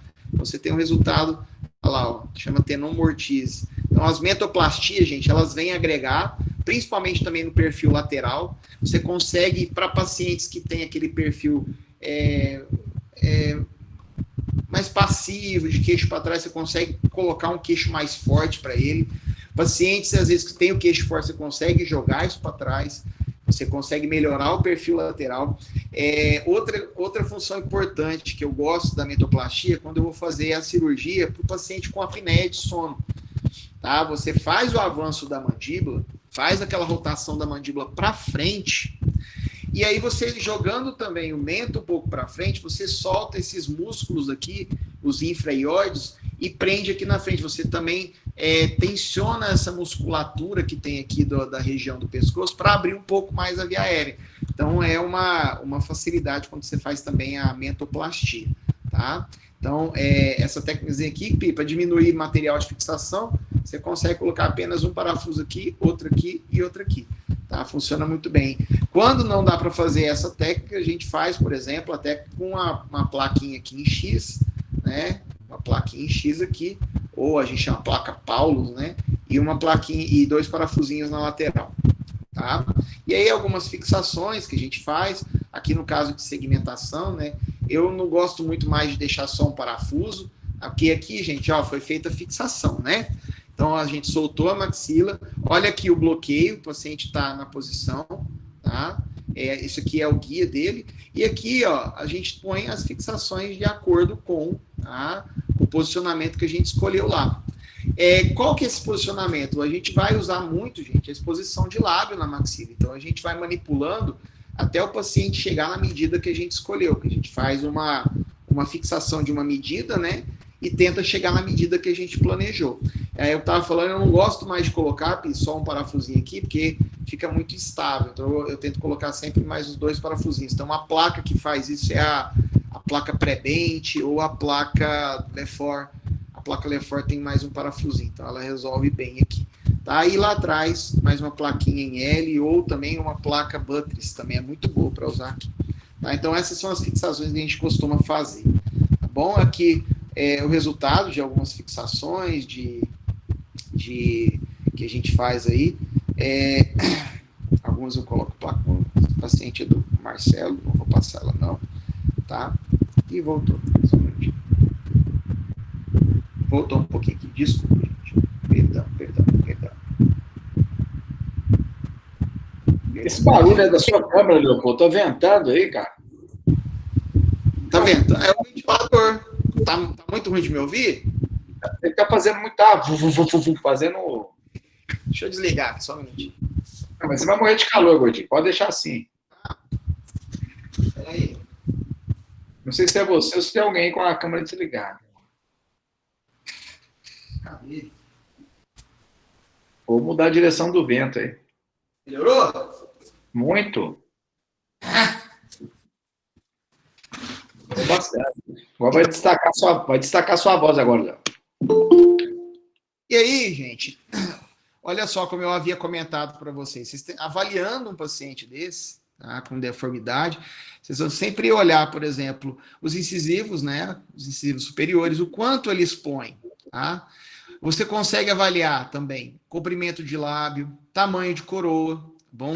Isso é importante porque hoje, nessa avaliação de face, para a cirurgia ortognática, se você comer bola em algumas coisas, você sobrecorrige ou hipocorrige, ou às vezes você não resolve o problema do paciente. Então, a atividade muscular que você tem ali, ela ajuda bastante, né, também na exposição. Você pega, por exemplo, o paciente que tem uma exposição muito grande, tá? Uma exposição muito grande, por exemplo, de incisivo. Tá? O comprimento de lábio é até favorável. O tamanho da coroa também vai, favorável. Você vê que é um paciente que às vezes precisa de uma cirurgia ortognática, né? Porque ele tem essa exposição, ele tem um excesso vertical de maxila. Então, eu começo a fazer essas analogias. Então, exposição de incisivo maior, por exemplo, essa paciente aqui, ela tinha quase 8 milímetros de exposição, que o Bract aqui tem 4, mais uns 4, ela tinha quase 8 milímetros de exposição com a boca em repouso. Isso não é o normal, tá? Quando você, por exemplo, tem uma exposição de incisivo legal, tá bom? Você tem um comprimento de lábio bacana e você tem uma coroa pequena, aí tudo bem. Aí você pode fazer, por exemplo, uma gengivectomia. O que a gente está vendo muito hoje, Cris, é paciente com excesso vertical de maxila monstro e, em vez de fazer uma cirurgia ortognática, faz o quê? Faz gengivectomia, aumento de coroa, tá? Então, saber indicar, né, principalmente a cirurgia ortognática, é importante para o cirurgião. Você pega, por exemplo, paciente com incisivo central com muita exposição, comprimento de lábio curto e o tamanho de coroa, tá? Você pode, às vezes, fazer uma cirurgia labial, fonoterapia, você consegue ganhar lábio aí. Então, isso é importante você saber diagnosticar na sua análise de face, não só como cirurgião bucomaxilo, mas também como cirurgião dentista, tá? Para você não sobrepor as indicações. E quando o paciente tem praticamente todos, né, as diretrizes aqui tranquilas, então você toma cuidado com o que você vai indicar, que você vai encaminhar o paciente para fazer, tá? Então, observe a queixa do paciente. Alguns exemplos, né, Pica, eu até passei. Quando você faz essas movimentações de osteotomia de face, o que é interessante? Quando você faz essas movimentações, alguns livros, os mais antigos, mostram que você tem um pouco de previsibilidade. Vou dar um exemplo para vocês, tá? Quando você tem, tá? Para expor mais dente ou diminuir a exposição de dente, o movimento, quando você sobe a maxila ou sobe a mandíbula, o movimento é 1 para 1. Vamos dar o exemplo. Se um paciente, ele tem uma exposição de dente, por exemplo, de 7 milímetros, e o normal é 3, supomos, né? Então, para você melhorar essa exposição dentária com uma cirurgia ortognática, você vai subir quanto? Então, você vai subir 4, você vai subir 5, porque você consegue impactar e mostrar. Então, a proporção é 1 para 1, tá? Quando você faz as impactações ou quando você faz os rebaixamentos, né? Abaixamento da maxila. Mas olha que interessante, Pi. Quando você, isso eu já provei na prática, viu? Quando você avança a maxila do paciente, a proporção é de 1 para 0,4. Então, se você avança 1, vai expor 0,4. Então, tem que tomar muito cuidado, gente, quando você vai fazer movimento, quando vocês vão fazer movimento, por exemplo, de avanço, tá? E movimento, por exemplo, de descida de maxila, que às vezes você vai expor demais o dente do paciente, então você tem que prevenir. Então, hoje, o planejamento virtual, graças a Deus, consegue ajudar isso para ter melhores resultados. Por exemplo, essa menina aqui, ó, olha que resultado bacana, ela tinha uma exposição bem grande, né? Então, eu fiz uma impactação aqui, rodou o plano mandibular, anti-horário, então você consegue uma exposição mais saudável. Então, você consegue melhorar o padrão estético do paciente de uma forma que ele fica satisfeito, tá? Os meus pacientes eu acompanho a longuíssimo prazo, eles têm meus contatos, então eu fico meio que sempre no pé desses pacientes para poder saber e para melhorar o meu resultado. Então, assim, eu tenho um contato muito grande com meus pacientes e graças a Deus, eu estou tendo um resultado bem bacana e está sendo bem satisfatório aí, fazendo desse jeito que eu estou mostrando para vocês, tá? Por exemplo, outras movimentações, tá? Por exemplo, de lábio superior. Então, quando você, tá, faz essa movimentação referente à maxila no lábio superior, então você tem lá 1 para meio, tá? Então, observar esses avanços, esses recuos na projeção de tecido mole é uma coisa que o tempo, né, Piolho, que vai te ensinar também como é que você vai dosar esses movimentos, tá? E eu falo um pouquinho também do pós-operatório, tá? Muita gente pergunta, professor, mas pós-operatório dessa cirurgia, como é que funciona? O pós-operatório, gente, hoje, com as técnicas que a gente usa, com as medicações que a gente prescreve, a gente consegue resultados bem bacanas de pós-operatório, de edema, de controle de dor. Então, eu tenho vários pacientes que referem praticamente sem sintomas. Edema, o paciente, ele vai desenvolver, tá? Aqui o resultado final dela, um pós-operatório bem recente da Mari, então a gente consegue um resultado aí bem bacana, né? Então, controle pós-operatório, gente, o paciente ele vai ter edema, ele vai ter parestesia, ele vai ter todas essas alterações, mas eu deixo isso muito bem desenhado para o paciente. E eu espero, assim, na cirurgia oral menor que vocês fazem lá, tenham o hábito de passar isso para o paciente de vocês, mesmo numa cirurgia oral menor. Vai fazer uma cirurgia de extração, tenham o hábito de passar o que o paciente pode ter no pós-operatório antes de fazer a cirurgia. O que você explica depois não é explicação, é desculpa. Então, eu explico tudo antes. O edema, ele vai ter... Até tem uma coisa que com o tempo, eu não sei se você já passou por isso. Por exemplo, o pós-operatório imediato, o paciente reclama muito de dificuldade de deglutir. Eu comecei a prestar atenção que meus pacientes reclamavam, nossa, eu consigo engolir. Aí eu fui ver o que acontece. O paciente, ele fica com o tubo na garganta quase lá 4, 5, 6 horas. Então, todo paciente meu reclamava, minha garganta está doendo, não consigo engolir. Era o tubo. Então, até o tubo da anestesia, eu explico, você vai sair com uma dor na garganta, tá? Você vai ter um edema, você vai ter uma parestesia da região. Então, a parestesia pode ser transitória. Eu não vou entrar nesse detalhe, que não vem muito ao caso, mas o paciente, quando você faz a osteotomia, você vai visualizar o alveolar inferior. Se você visualiza o alveolar inferior, você vai ter um processo de parestesia maior ou menor. Aí eu já entro com medicação, já entro com laser terapia, para poder minimizar isso no pós-operatório, mas o paciente já foi explicado antes. Então, hoje, sintomáticos, você tem aí analgésicos muito potentes que ajudam a controlar a dor.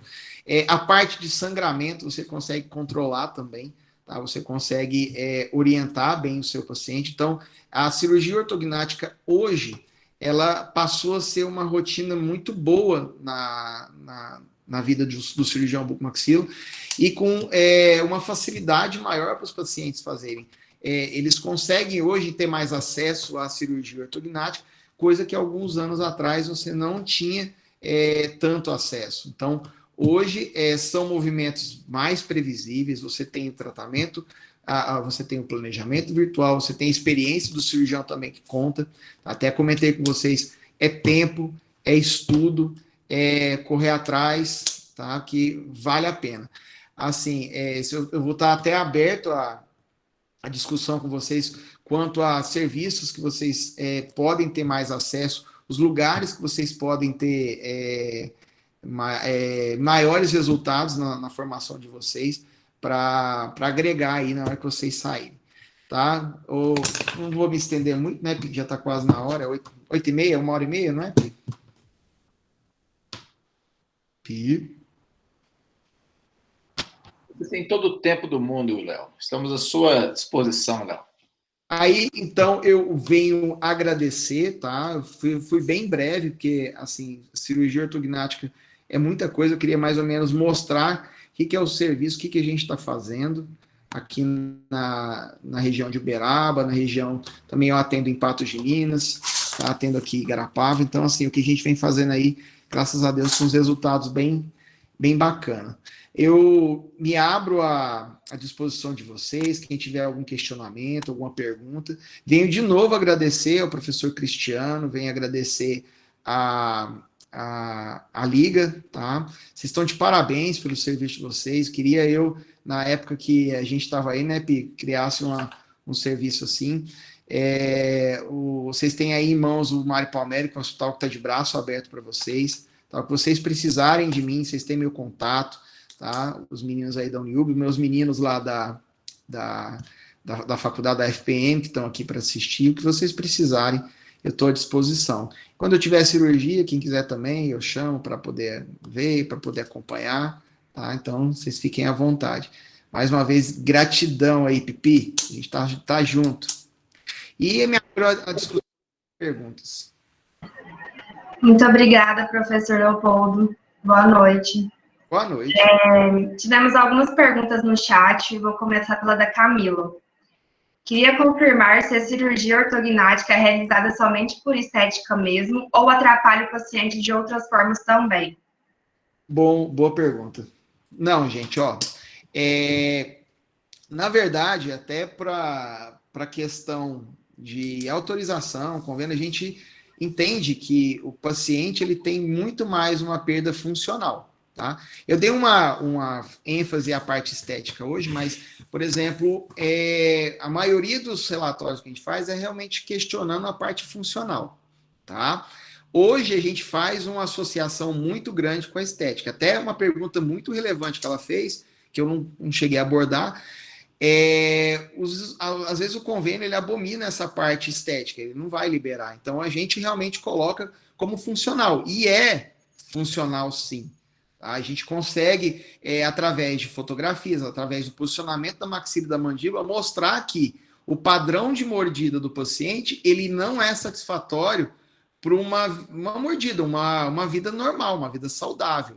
Então você consegue. É lógico, Cristiano sabe isso tanto quanto eu, existem casos que são borderline, que ficam assim em cima do muro, poderia resolver com o aparelho, e o paciente, para melhorar o padrão estético dele, ele quer fazer às vezes a cirurgia ortognática, mas hoje é muito muito funcional, tá?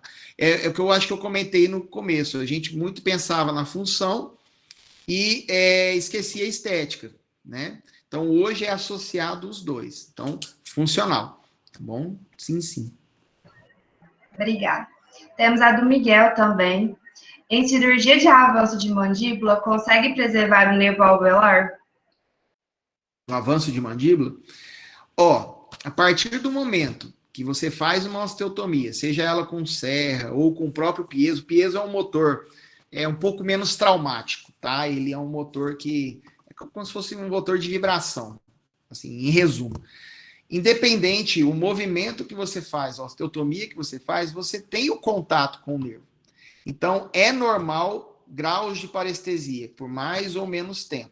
O que, às vezes, a gente tenta é minimizar o máximo possível o contato com o nervo, mas o contato vai ter, tá? Tem uma imagem que eu mostrei para vocês, que a gente estava afastando lá em cima, lá naquela espinhazinha de Spix, lá em cima. Só aquele contato que você tem já causa uma parestesia, já causa uma dormência, mas, ou menos, dependendo também do movimento, do avanço, dependendo da experiência do cirurgião, tem tudo isso, tá? Mas quando você faz avanço, quando você faz recuo, existe o contato com o nervo. Então, um pequeno grau de parestesia, sim. Eu tenho paciente que 1 ano depois já não tem mais parestesia. Hoje mesmo eu atendi um paciente no meu ambulatório que ele falou, doutor, aqui o meu aumento está quase normal, eu tenho um pouquinho de parestesia. Faz 1 ano e 2 meses que eu fiz a cirurgia dele. Então, parestesia é normal. Eu até cito um caso, assim, eu costumo bater muito na tecla com o meu paciente no pré-operatório, mas muito. Eu tenho várias consultas pré-operatórias antes de operar o paciente, mas várias, assim, às vezes 2 numa semana, assim, meio irreal, mas tudo bem. E aí, teve um caso de uma paciente que eu fiz uma cirurgia nela, eu deixei transpassar tanta normalidade, às vezes, numa parestesia pós-cirúrgica, que ela teve e depois ela nem me avisou. Depois eu falei, não, vou entrar com a medicação, vou entrar com laser terapia, vou entrar com todo o padrão. Tá? Então, assim, sim, vai depender também do transoperatório. Tá? Né, Pipi, se você vai lá, amassa mais o nervo ou não, se o auxiliar põe o instrumental em cima do nervo, aí depende muito também do transoperatório. Eu gosto muito, até uma conduta minha, eu opero sempre, gente, com colegas, o Cristiano opera comigo, a gente opera junto, eu sempre tento operar com cirurgiões também comigo, tá? Eu tenho alguns amigos e irmãos que formaram comigo, que a gente opera junto, a grande maioria, e isso causa também uma tranquilidade para o paciente. Eu sempre tento fazer o melhor para o paciente, então sempre eu tenho alguém mais ou menos no mesmo nível comigo, operando. Por quê? Porque você tem o cuidado de 2 cirurgiões, tá? Isso eu acho importante, tá? Então, e isso minimiza também muito problema, tá bom? Eu acho isso importante, não é demérito nenhum, tá? Por exemplo, as pessoas que estão comigo são pessoas que eu confio, até uma vez, né, Pi? Uma vez o Pi me chamou para operar, se eu passar mal aqui, você assume. É mais ou menos assim. Se eu morrer ali, alguém tem que tocar o negócio. É mais ou menos assim que eu penso. Mas, enfim, cada um trabalha da maneira que achar melhor. Certo. Temos a pergunta agora da Camila. O metacrilato que foi citado, no caso, é o preenchedor PMMA, pois ultimamente estou vendo muitos relatos negativos. O que me diz sobre? Sim, eu nem queria comentar do PMMA, do metacrilato, mas sim, hoje está tendo uns trabalhos que está mostrando um certo número de rejeição ou de eliminação desse produto, tá? Eu já usei, assim, tento hoje, que eu falei, fazer uma osteotomia mais alta, tá? Quando existe também umas prototipagens que a gente consegue fazer, né? Algumas placas hoje também, você consegue umas placas que a gente chama customizada, que dá alguma projeção ali, que você consegue não precisar usar alguns preenchedores. Mas, gente, tem casos que você usa, às vezes, osso, né? Você usa enxerto ósseo, enxerto homólogo. Então, tem, assim, outras ferramentas. Vai muito também da experiência do cirurgião. Sim, tá? Pode ter a não aceitação do organismo por ele, tá? Mas é um material que pode ser usado, sim, tá? Eu não estou usando muito mais, tá? Mas é fato, isso aí que ela falou é verdade. Tá? Ok. Agora é o Rafael. Boa noite, doutor Leopoldo. Em relação ao cirurgião que decida seguir a área específica de ortognática, como ele encontrará no mercado de trabalho e desafios? O volume de cirurgia é maior no SUS. Como o Estado custeia esse cirurgião? E no atendimento particular, como é esse caminho? De um modo geral, saber sobre o mercado para isso, pois nós novatos acreditamos que se escolher uma área específica, exemplo da ortognática, vai fazer ortognática o dia todo, o tempo todo, milhares de pacientes particular e etc. Vamos lá. Primeira coisa que eu vou tentar orientar vocês. Ai, velho. Ó, a primeira coisa, gente, é a formação, tá? O que vai acontecer? Gente, ó, tira da cabeça de Muito vocês. interessado nessa resposta. Muito interessado, né, Pipi? Ó, eu vou falando os pontos, você vai vendo se eu for respondendo, tá? Primeiro, a formação do cirurgião bucomaxilofacial hoje é uma residência, tá? E eu vou falar para vocês, quando vocês saem da residência, vocês aí com 2, 3 anos de residência, a experiência de ortognática é mínima. Você tem que buscar mesmo. Então, existem... Ah, Piolho, é sim. É sim. Tá? Alguns serviços... Eu disse bem no começo, existem cursos e cursos. Na minha residência, fazíamos 4 ou 5 ortognáticas por mês, na minha época. Tem residências que fazem muita ortognática, sim. Tem residência que não faz ortognática. Né? Então, eu acho assim. Tem residência que nem cirurgia faz, né? Tem residência, o cara faz curso de edema, não opera nada, né? Ninguém faz nada, só encaminha. Encaminha, ou o chefe opera, tem isso também. Então, gente, vai depender muito da formação, tá? Eu falo, alguns serviços dispõem cirurgia ortognática em maior volume, mas o jeito que às vezes você sai da residência, você ainda está recente, você está um pouquinho cru. Então, procurar outras formações é interessante, melhorar a sua técnica. E realmente não vai... o SUS, tá? Se você tiver aliado a um serviço do SUS, o SUS tem certas burocracias para poder autorizar uma cirurgia dessas, até mesmo porque o volume de trauma em determinados lugares ele comanda, então você às vezes não consegue selecionar as eletivas, às vezes autorizações, os materiais para você usar, às vezes é burocrático, não tem determinada liberação. Eu estou até com o Marcelo lá na UFO, o Cris, assim, não está liberando as cirurgias ortognáticas, por quê? Por causa da fila dos pacientes de trauma, entendeu? Então, tem toda essa relação que a gente tem que pensar. Eu estou inserido num serviço público, eu vou tentar. A gente tentou por anos lá no Regional em Patos operar ortognática, não conseguia. Tá? Então, que acontece? Vai depender também da burocracia para você conseguir o material para você operar um caso desse, porque às vezes no SUS não libera determinados materiais para você operar, você tem uma deficiência de material, de motor, de serras para você fazer isso no serviço público, tá? Até os motores, às vezes, a gente levava lá para o regional para tentar fazer determinadas cirurgias um pouquinho diferente.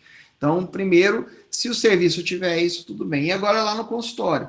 Gente, não é todo dia que você opera ortognática. Eu tenho meus casos, eu tenho até uma relevância boa de casos, mas são casos que a gente usa o convênio, tá? Quando você é credenciado do convênio, o convênio te paga.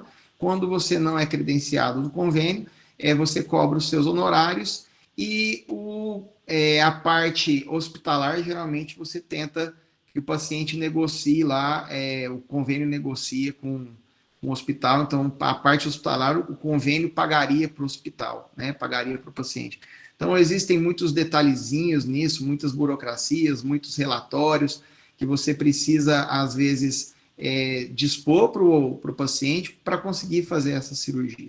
Tá? Então, não é assim, uma cirurgia que a gente fica fazendo o tempo inteiro, até mesmo porque tem até o preparo do paciente, tem esse volume, tem todo o pré-operatório que a gente consegue fazer. Então, não é cirurgia uma atrás da outra no consultório, do jeito que está fazendo.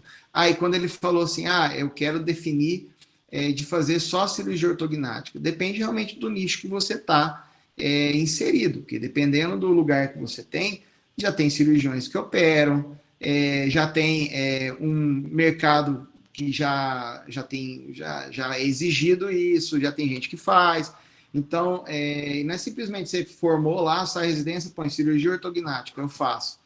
Tá? É um pouquinho além disso, você tem que melhorar um pouquinho mais a sua formação para poder realmente pôr sua cara a tapa para poder fazer uma cirurgia dessa. Então, eu acredito que é tempo, é estudo, é fazendo, é aprendendo, é correndo atrás, tá? Que você vai conseguir fazer de uma forma bem bacana. Tá? Tem mais alguma coisa que ficou faltando? Não, acho que atendeu bem a pergunta do Rafael. No mais, queria agradecer ao senhor por aceitar apresentar a palestra, que foi uma troca de conhecimento, assim, avassaladora. Agradecer também aos participantes, à Liga e ao nosso coordenador, ao nosso orientador, Cristiano.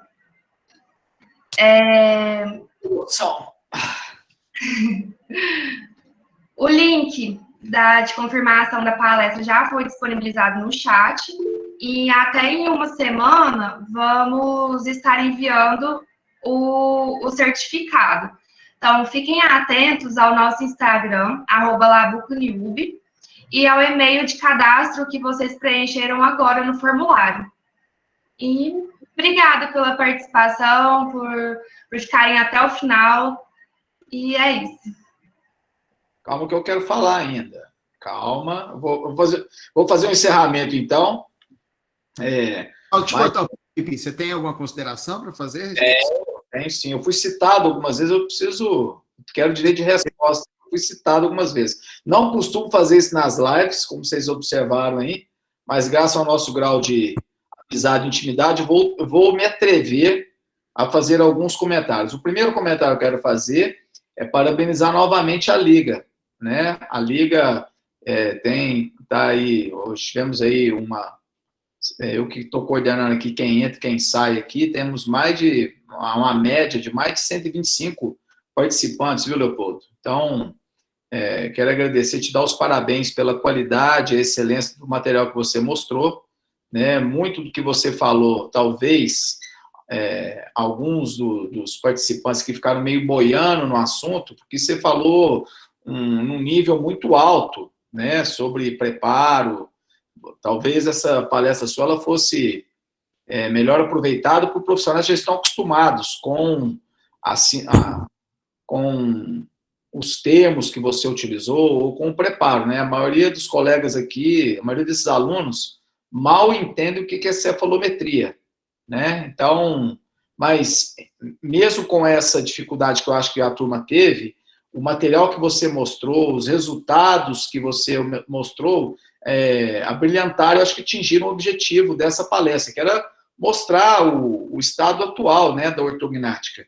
E essa é a primeira coisa que eu queria falar, né? Você falou muito do Wolford, mas o padrão de análise que o Wolford faz sempre foi feito pelas outras cirurgias, pelo Peterson, pelo Ellis, pelo Manganello. Não é novidade nenhuma esse padrão de análise, N perpendicular, ponto A, sempre foi utilizado, com, obviamente, a análise facial, algumas preferências, né, para mais ou para menos, como você muito bem determinou, né? Mas eu me senti assim, você quis dizer algumas vezes, querendo dizer que na minha época talvez a gente não fazia, nós sempre fizemos isso, essa análise facial.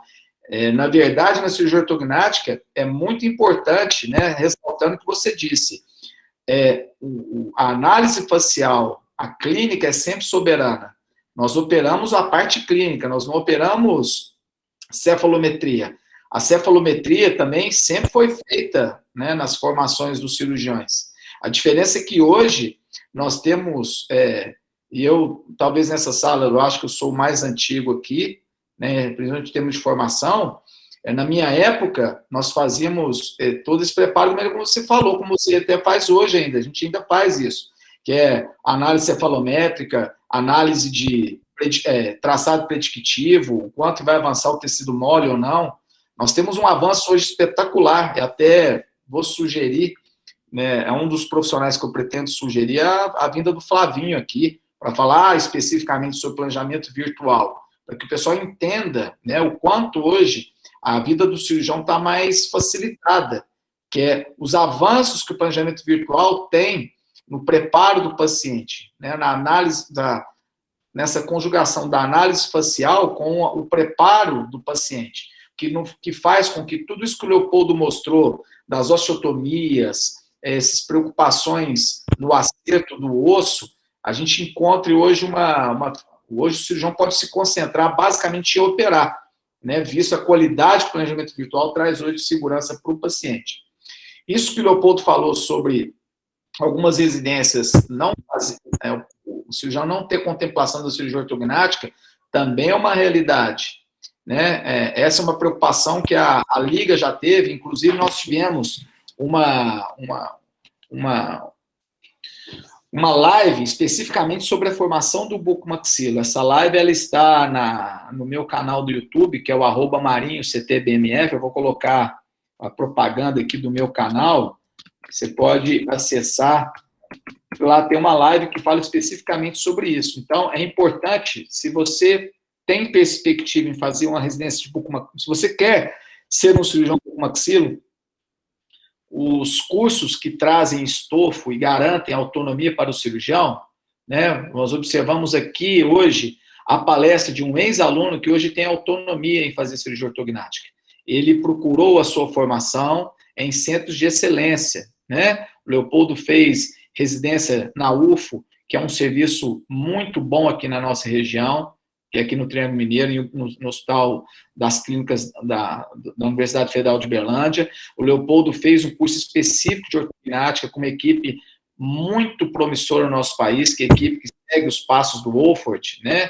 Que é essa que vocês observaram, tanto que o Leopoldo falou do Wolford, a paixão que ele tem por esse cirurgião, que é realmente um cara espetacular, um dos grandes nomes da cirurgia bucomaxilo no mundo. Ele tem excelentes resultados, é um estudioso da área. O Leopoldo teve a oportunidade de estudar com ele, né? Ele trouxe aí alguns avanços, né? Especialmente na indicação de cirurgia da ATM em casos, especialmente pacientes classe 2, né? Então, é um cirurgião a ser seguido, é uma referência, né? O Leopoldo teve uma formação especificamente com ele, teve o prazer de operar com ele. Então, quando você pretende fazer um curso de ortognática, um curso de bucomaxilo, a bucomaxila tem algumas vertentes, no implante, no trauma, na ortognática, na patologia. Então, o bom curso de residência é aquele que o residente opera. Então, os cursos de residência, dependente de onde ele é organizado, ele pode ter uma vertente para uma área específica ou outra, como o Leopoldo bem destacou. Né, a maioria dos cursos de residência tem uma pegada muito forte em trauma de face. A cirurgia ortognática depende muito dessa organização do SUS que o Leopoldo falou. Tem serviços que estão organizados e equipados para oferecer esse serviço. Outros dependem da organização, com convênio, com esquemas com empresas que fornecem placa de fixação, que podem fomentar um serviço como esse. Então, se você tem interesse, é importante que você converse com quem fez a residência em determinado local, né? O Leopoldo, por exemplo, ele começou a formação dele na Santa Casa. Por que ele começou lá? Porque o Leopoldo foi meu assistente, foi meu auxiliar há muito tempo, e a minha formação foi na Santa Casa. A Santa Casa é um serviço que foi formado pelo professor Mário Graziani, que foi um dos precursores da ortognática da bucomaxilo no Brasil. Então, o Leopoldo começou a sua formação lá. Depois ele foi para Uberlândia. Por que ele foi para lá? Porque ele pegou o exemplo comigo, que ele, olha, lá funciona assim, funciona assado, e encontrou lá um bom resultado. Então, os serviços mudam, né? O serviço da Santa Casa hoje mudou bastante, algumas coisas para melhor, outras nem tanto, né? Eu não tenho mais muito contato com a Santa Casa, mas a gente ouve falar que talvez não esteja tão bom. Outros serviços que não eram tão bons têm um boom muito grande. Então, é tudo muito dinâmico. A minha residência, eu acabei há mais de 20 anos que eu acabei a minha residência.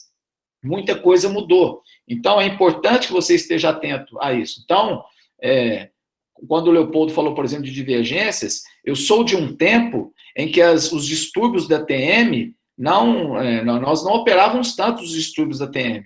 Hoje, os distúrbios da TM, os cirurgiões perderam medo. O pessoal hoje tem operado o distúrbio de ATM com muita facilidade, né? Então, eu até quero compartilhar, Leopoldo, a minha tela, porque a minha preocupação, por eu ser mais velho, né, você vai passar por essa experiência, quando a gente fica mais velho, a gente fica um pouco mais prudente na indicação de procedimentos, né? Então, se você está assustado com o que você anda vendo, você imagine eu que já estou mais tempo que você no mercado.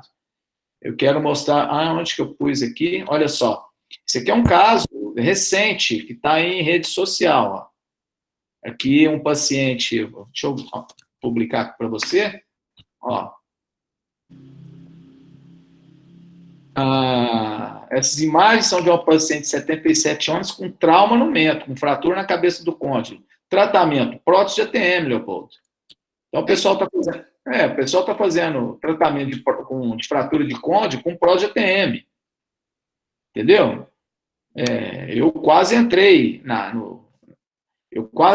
no Instagram dessa cirurgiã pedindo, pelo amor de Deus, para publicar pós-operatório de 4 meses, mostrar o paciente daqui a 1 ano. Né? Então, existe uma banalização. A gente, quando fala de cirurgias invasivas, especialmente na articulação, você muito bem falou, né? Existem as indicações. O problema é que a banalização dessa cirurgia, ela traz muitas consequências que, às vezes, são de difícil resolução, como anquilose, como dores, como dificuldades na movimentação mandibular. Eu sou de uma geração, eu sou de um tempo em que essas complicações eram muito graves, né?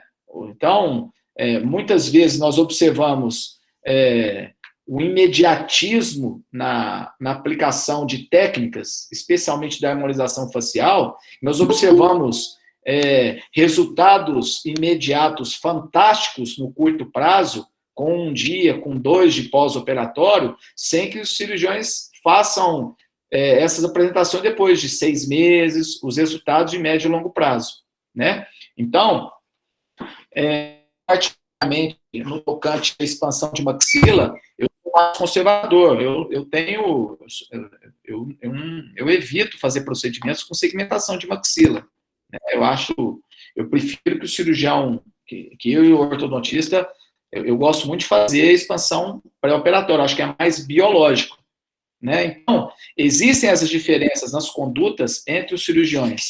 Existem essas condutas na formação filosófica. Mas o mais importante, né, isso que o Leopoldo mostrou, é que o Leopoldo ele concentrou especificamente, né, a palestra dele sobre a análise facial, os resultados que se obtém, que são fantásticos. O Leopoldo mostrou resultados fantásticos, admiráveis o que você mostrou.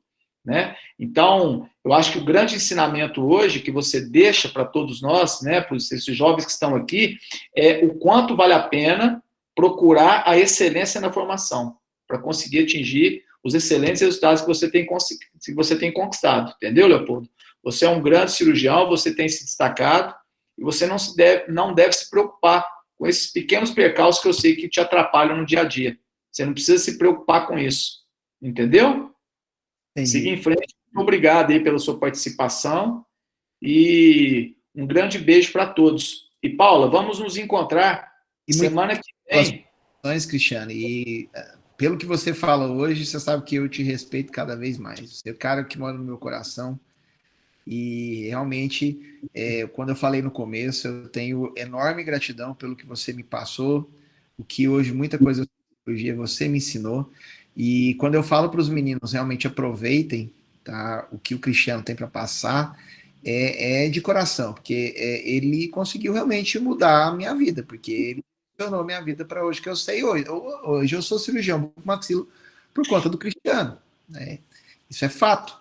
Então, assim, para quem realmente gosta, para quem realmente quer correr atrás, tem ferramentas, tem a gente, nós somos, às vezes, ferramentas que vocês podem usar. Então, o que vocês precisarem, pelo menos de mim e do Cristiano, a gente está aberto. Obrigado, viu, Pi? De coração. Obrigado, Leopoldo. Um grande abraço para todos. E você, Paula, entre em contato com você, o vice-presidente aí. A Larissa, quem que é a Larissa? É minha aluna, a Larissa, né? Olha aí que espetáculo. Aluna, mas ainda não é aluna, mas será. Eu sou do primeiro período. Aí sim, ó. Então, vamos nos reunir. Vamos ver se a gente reúne na segunda-feira. Se me manda um zap aí, eu mando um link aí para a gente poder discutir sobre as próximas palestras. A gente fazer um calendário, para que fique meio bagunçado, assim, meio rolê aleatório do Ronaldinho Gaúcho. Tá certo? Perfeito. Para vocês, Léo. Cristiano, tem. Olha só, a gente conseguiu chegar até em Alagoas, hein?